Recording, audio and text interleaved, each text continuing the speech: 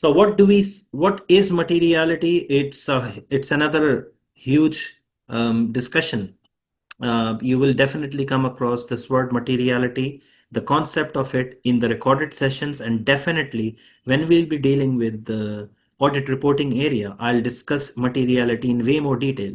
But for now, think of materiality as a threshold, as a benchmark. Say, if you are at a client, um, obviously, audit is done on sample basis. Audit is not, you can't check everything. That's why we say, as an auditors, we express reasonable assurance. We do not express absolute assurance. Okay? As an auditor, what do we do? Sir, we express reasonable assurance. When I say reasonable assurance, and you will come across this reasonable assurance word in the in chapter 1, most probably, of our course. So reasonable assurance means that with all, based on the procedures that I perform, I can reasonably say that the client, the financial statements present fairly, or they give a true and fair view. But I'm not 100% sure. I'm reasonably sure. I'm not absolutely sure. You can never be absolutely sure, because there will always be an element of material misstatement or of problems that will go undetected. Okay? Because it is humanly impossible to check everything, to verify everything. So that's why we say audit is never performed. And this is a very important concept. Listen to me very carefully. It will be very beneficial not just within the exam, but in the practical life as well. So audit is always done on sample basis. You never check all the account balances, all the transactions, because you cannot do it.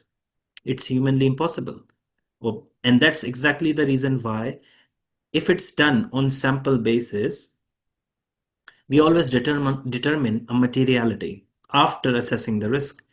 Now, materiality is a threshold which will tell you that anything below, say you set in a materiality for, it's a value, it's an amount. Say you set in a materiality for $5,000.